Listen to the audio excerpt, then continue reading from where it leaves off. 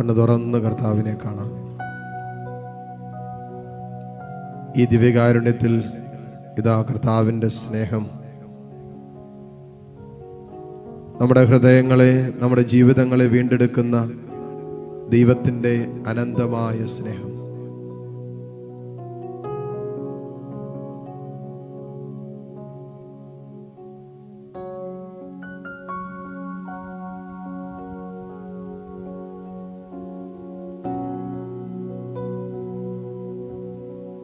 ഹൃദയപരമാർത്ഥതയോടെ തമ്പുരാന്റെ സ്നേഹത്തിനായി നമുക്ക് പ്രാർത്ഥിക്കാം. അന്വേഷിക്കുവിൻ, കണ്ടെത്തും, മുട്ടുവിൻ, തുറക്കപ്പെടും, ചോദിക്ക്, ലഭിക്കും എന്നല്ലേ വചനത്തിൽ പറഞ്ഞത്.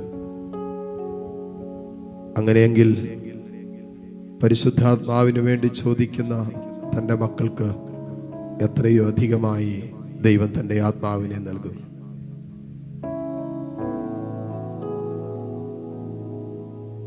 നമ്മൾ ചോദിച്ചുകൊണ്ടിരിക്കുന്ന ലിസ്റ്റ് പരിശോധിക്കുന്ന നല്ലതാണ്. ഇടയ്ക്കെങ്കിലൊക്കെ നമ്മൾ ദൈവത്തോട് ചോദിച്ചുകൊണ്ടിരിക്കുന്ന, യാചിച്ചുകൊണ്ടിരിക്കുന്ന ആ ലിസ്റ്റൊന്ന് പരിശോധിക്കുന്ന നല്ലതാണ്. ഈ ലോകത്തിൻ്റെതും ലൗകികമായതും മാത്രമാണോ നമ്മൾ നിരന്തരം ദൈവത്തോട് ചോദിക്കുന്നത്? ലൗകികമായ അനുഗ്രഹങ്ങൾ മാത്രം തരാനല്ലല്ലോ ദൈവം ആഗ്രഹിക്കുന്നത്. ദൈവത്തിന്റെ കയ്യിൽ ഉന്നതമായ സമ്മാനം ഉണ്ടല്ലോ.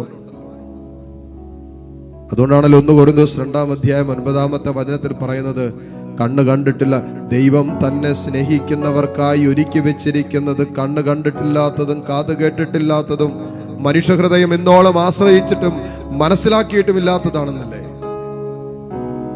ദൈവം തന്നെ സ്നേഹിക്കുന്നവർക്കായി ഒരുക്കി വെച്ചിരിക്കുന്നത് നിന്റെ കണ്ണുകൾ എന്നോളം കണ്ടിട്ടില്ലാത്ത കാര്യങ്ങളാ, ഇന്നോളം നിന്റെ കാതുകൾ കേട്ടിട്ടില്ലാത്തതാ, ഇന്നോളം നിന്റെ ഹൃദയം അനുഭവിച്ചിട്ടില്ലാത്തതുമായ സ്വർഗീയ കാര്യങ്ങള്, ഉന്നതമായ കാര്യങ്ങള് ദൈവം തന്നെ സ്നേഹിക്കുന്നവർക്കായിട്ട് ഒരുക്കി വെച്ചിട്ടുണ്ട്.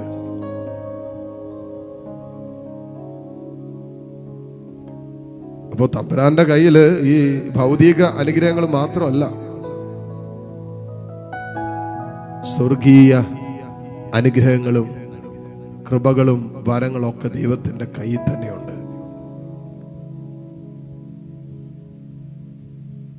ഭൗതിക കാര്യങ്ങൾക്ക് വേണ്ടി ഒരുവട്ട് ചോദിച്ച് നീ മടുത്തിട്ടുണ്ടാകാം. ചിലപ്പോൾ ചോദ്യം പോലും നിർത്തിയിട്ടുണ്ടാകും, ഇനി മതി, എന്തിനാ ചോദിക്കുന്ന, മടുത്ത്. എന്നാൽ ആത്മീയ കാര്യങ്ങൾക്ക് വേണ്ടി നിന്റെ ആത്മരക്ഷയെ ബന്ധപ്പെട്ട കാര്യങ്ങളെ പ്രതി നീ ചോദിക്കാൻ തുടങ്ങുമ്പോ, നീ ചോദിക്കുന്നതിന് മുമ്പേ നിന്റെ ആവശ്യങ്ങൾ അറിയുന്ന നിന്റെ ദൈവം ഉണ്ടല്ലോ, തമ്പുരാൻ നിനക്ക് തരൂന്നാ പറയുന്നതൊക്കെ. നമുക്കൊരു ഉന്നതമായ ദാഹം വേണ്ടേ ഈ ജീവിതത്തിൽ? ശരീരത്തിന്റെ ദാഹം മാത്രം എപ്പോഴും ശമിപ്പിച്ച് ജീവിച്ചാൽ പോരല്ലോ. നമ്മൾ വെറും ജഡിക മനുഷ്യരല്ലോ, മൃഗമല്ലല്ലോ നമ്മള്. മൃഗത്തിന് ഒരു ജഡികമായ ആഗ്രഹം വരുമ്പോൾ അപ്പൊ തന്നെ ശമിപ്പിക്കപ്പെടണം. അപ്പൊ നമ്മൾ പറയും മൃഗതുല്യമായ ജീവിതമാണല്ലോ അവരെ നോക്കിയിട്ട്. ജഡത്തിന്റെ പ്രേരണ വന്നു, അതപ്പൊ തന്നെ തൃപ്തിപ്പെടുത്തുമ്പോൾ നമ്മൾ അവരെ ജഡിക മനുഷ്യരെന്നാ വിളിക്കുക, ആത്മീയ മനുഷ്യരെന്നല്ല. ആത്മീയ മനുഷ്യർ വേറെ ആരോയാണ് അല്ലെ? വേറെ ആരൊക്കെയാണ് ആത്മീയ മനുഷ്യർ എന്ന് പറഞ്ഞാൽ, ആത്മാവിന്റെ ദാഹം ശമിപ്പിക്കാനുള്ള ഒരാഗ്രഹത്തോടെ ദൈവാത്മാവിനോട് തന്റെ ജീവിതത്തെ ചേർത്ത് വെക്കുന്നവരെയാണ് ആത്മീയ മനുഷ്യരെന്ന് വിളിക്കുക. അവർക്ക് സ്വർഗീയ ദാനങ്ങൾ വെളിപ്പെട്ട് കിട്ടാൻ തുടങ്ങും. അവർക്ക് ദൈവീക രഹസ്യങ്ങൾ ദൈവം വെളിപ്പെടുത്തി കൊടുക്കാൻ തുടങ്ങും. അത് കണ്ണ് കണ്ടിട്ടുള്ളതല്ല, കാത് കേട്ടിട്ടുള്ളതല്ല, മനുഷ്യഹൃദയം ആസ്വദിച്ചിട്ടുള്ളതും അല്ല. അതിനപ്പുറമാണ് ദൈവത്തിന്റെ സ്നേഹം അനുഭവിക്കുമ്പോൾ, ദൈവത്തിന്റെ സാന്നിധ്യം അനുഭവിക്കുമ്പോൾ. അതുകൊണ്ടാണല്ലോ അപ്പസ്വലന്മാര് രൂപാന്തരണ മലയിൽ വെച്ച് കർത്താവിന്റെ മഹത്വം വെളിപ്പെട്ട് കണ്ടപ്പോ കണ്ണൊക്കെ അങ്ങോട്ട് തള്ളിപ്പോയി. എന്നിട്ട് അവര് പറഞ്ഞു, തമ്പുരാൻ ഇവിടെ ആയിരിക്കുന്നത് എത്രയോ നല്ലതാ.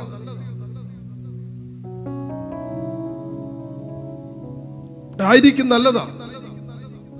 നമുക്ക് ഇവിടെ തന്നെ 3 കൂടാരം അടിച്ച് ഇവിടെ തന്നെ അങ്ങോട്ട് കൂടാം.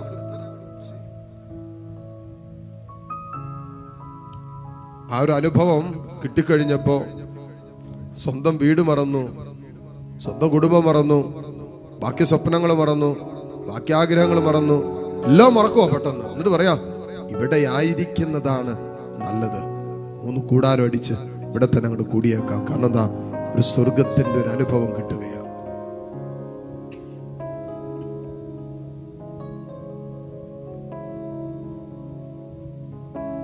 മക്കളെ, നമുക്കും ഉള്ളുകൊണ്ടെന്ന് ആഗ്രഹിക്കാൻ, പ്രാർത്ഥിക്കാൻ, ദൈവമേ എനിക്കും വേണം ഇതുപോലുള്ള അനുഭവങ്ങൾ എൻ്റെ ജീവിതത്തിൽ. ജഡത്തെ തൃപ്തിപ്പെടുത്തി മാത്രം ജീവിച്ച മനുഷ്യനാകാൻ ഞാൻ, എൻ്റെ വൈകാരികതകൾക്ക് സന്തോഷം കിട്ടുന്ന കാര്യങ്ങളിൽ മാത്രം വ്യാപരിച്ചിട്ടുള്ളവനും ഉള്ളവളുമാകാൻ ഞാൻ. അതിനപ്പുറം ഒരുപക്ഷെ എൻ്റെ ആത്മാവിനെ കുറിച്ചും ആത്മീയ ജീവിതത്തെക്കുറിച്ചും ചിന്തിക്കാനും ദാഹിക്കാനും അന്വേഷിക്കാനും ആഗ്രഹിക്കാനും മറന്നുപോയവരാകാം നമ്മളിൽ പലരും. എപ്പോഴും ആകണമെന്നില്ല, ചിലപ്പോഴെങ്കിലും അങ്ങനെ ആകാം. ഈശോയെ, എൻ്റെ ആത്മാവിൽ നിന്റെ സ്നേഹത്തിന്റെ ഒരു തലോടൽ തരണമെന്ന് പ്രാർത്ഥിക്കാം. കരങ്ങൾ രണ്ടും ഈശോയിലേക്ക് നീട്ടിപ്പിടിച്ച് കണ്ണുകൾ തുറന്ന് കർത്താവിനെ കണ്ട് വേറെ ആരെയും നോക്കണ്ട, ഈശോയിലേക്ക് തന്നെ നോക്ക്, ദിവ്യകാരുണ്യത്തിലേക്ക് തന്നെ നോക്ക്. നിന്റെ കണ്ണുകളുടെ ദാഹം ശമിപ്പിക്കപ്പെടണം. ലോകത്തിൽ എന്തെല്ലാം കണ്ണെന്ന് പറഞ്ഞാലും നിന്റെ ദാഹം കൂടുന്നതല്ലാതെ ഇനി അത് കാണണം, ഇത് കാണണം, അതിനപ്പുറം കാണണം. നീ ഒരു യാത്ര ചെയ്യാൻ തുടങ്ങി നോക്ക്. പലതും കാണാനുള്ള ആഗ്രഹത്തോടെ യാത്ര തുടങ്ങ്. ഒരു യാത്ര കഴിഞ്ഞ് വരുമ്പോ പിന്നെ നിന്റെ അടുത്ത ആഗ്രഹം എന്നാണെന്നറിയാവോ? അടുത്ത യാത്രയ്ക്ക് പോകണം. കണ്ടതൊന്നും മതിയായില്ല, വീണ്ടും വീണ്ടും കാണണമെന്നുള്ള ചിന്ത വരും. ലോകത്തെ കണ്ടാലും ലോകത്തെ കേട്ടാലും നമ്മുടെ ആഗ്രഹങ്ങൾ പൂർണ്ണമായി തൃപ്തിപ്പെടണമെന്നില്ല. ആഗ്രഹങ്ങൾ വർദ്ധിക്കും. പക്ഷേ ഇതാ, നിന്റെ കണ്ണ് തുറന്ന് നീ നിന്റെ ദൈവത്തെ കാണ്. നിന്റെ എല്ലാ ആഗ്രഹങ്ങളും അവിടെ ശമിപ്പിക്കപ്പെടും. നിന്റെ കണ്ണുകൾക്ക് കിട്ടാവുന്ന, ഈ ലോകത്തിൽ ലഭിക്കാവുന്ന ഏറ്റവും ഉന്നതമായ ദർശനമാണ് നിന്റെ ദൈവത്തെ കാണുക. ഈ ഭൂമിയിലായിരിക്കുമ്പോൾ നിന്റെ കണ്ണുകൾക്ക് ദൈവത്തെ കാണാൻ പറ്റാവുന്നതിനപ്പുറമായ ഒരു സൗന്ദര്യമുള്ള കാഴ്ചയില്ല. സ്തെഫാനോസ് അപ്പോസ്തലപ്രവർത്തനങ്ങൾ 7-ാം അധ്യായം അതിന്റെ അവസാന ഭാഗങ്ങളിൽ നമ്മൾ കാണുന്നുണ്ട്. തന്റെ മരണത്തിന്റെ മുമ്പിൽ നിൽക്കുമ്പോൾ സ്തെഫാനോസ് പരിശുദ്ധാത്മാവിൽ നിറഞ്ഞു was filled with the Holy Spirit. നിറഞ്ഞിട്ട് ഉന്നതങ്ങളിലേക്ക് നോക്കി. അവിടെ കണ്ടൊരു കാര്യമുണ്ട്. പിതാവായ ദൈവം വലതുഭാഗത്ത്, പുത്രനായ ഈശോ, സ്വർഗം കാണുകയാണ്. പിന്നെ എല്ലാം വില കുറഞ്ഞതായിട്ട് അങ്ങോട്ട് മാറി. പിന്നെ എല്ലാം ഉച്ചിഷ്ടം പോലെയായി. കല്ലെറിയുന്നതാരെന്ന് നോക്കിയില്ല, കല്ലിന്റെ വലിപ്പം നോക്കിയില്ല, ശരീരം കടന്നു പോകുന്ന വേദനയുടെ ആഴം നോക്കിയില്ല. മരണത്തിന്റെ മുമ്പിലും സ്വർഗത്തിന്റെ ദർശനത്തോടെ തന്നെ സ്തെഫാനോസ് മരിക്കുകയാണ്. എന്തൊരു അഭിഷേകമാണെന്ന്. കണ്ണുകൾക്ക് കിട്ടേണ്ട കാഴ്ച കിട്ടിയ പിന്നെ ഈ ലോകത്തിന്റെ എന്ത് കണ്ടാലും എന്തൊക്കെ കിട്ടിയാലും അതിനൊന്നും നമ്മുടെ വലിയ സന്തോഷമൊന്നും തരുന്നതായിട്ട് മാറിയല്ല. ഇതൊക്കെ നൈമിഷിക സുഖങ്ങൾ മാത്രം സമ്മാനിക്കുന്നതാണെന്നുള്ള ഒരു തിരിച്ചറിവ് നമ്മുടെ ആത്മാവിൽ കിട്ടും. കരങ്ങൾ ഈശോയിലേക്ക് തുറന്നു പിടിച്ചിട്ട് പ്രാർത്ഥിക്കുക. ദൈവമേ, എനിക്കും ഒരു ഉന്നതമായ സ്നേഹത്തിന്റെ അഭിഷേകം എനിക്ക് താ. ഞാനിപ്പോൾ നിൽക്കുന്ന തലത്തിൽ നിന്നും അല്പം കൂടി ഉന്നതമായ ഒരു ആത്മീയ തലത്തിലേക്ക് എന്നെ കൈപിടിച്ചു ഉയർത്തുക. ഞാനിപ്പോൾ സഞ്ചരിച്ചു കൊണ്ടിരിക്കുന്ന വഴികളിൽ നിന്നും അല്പം കൂടി ഉന്നതമായ വഴികളിലൂടെ സഞ്ചരിക്കാനുള്ള ഒരു കരുത്ത് എനിക്ക് താ.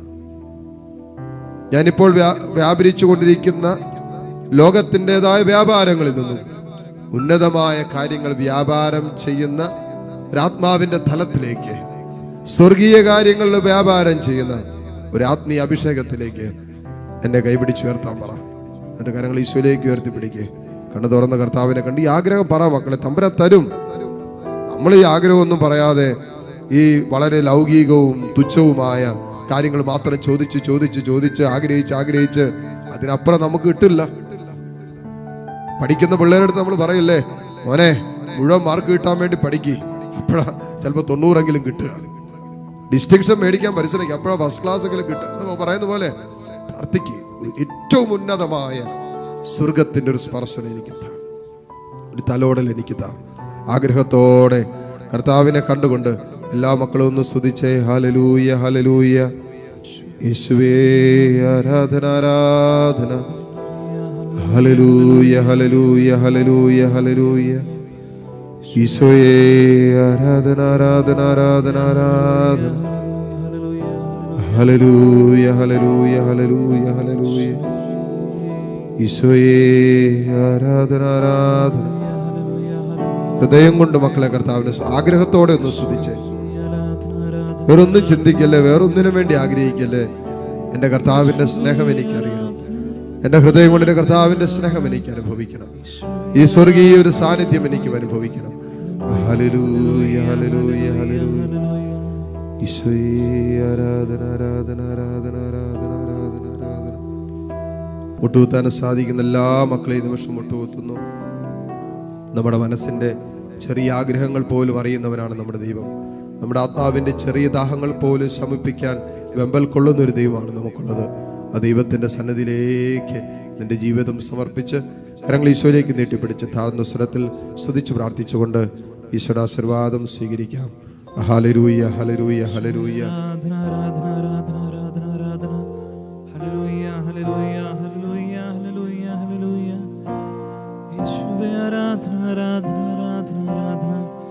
Hallelujah, hallelujah, hallelujah, hallelujah, hallelujah, hallelujah, hallelujah.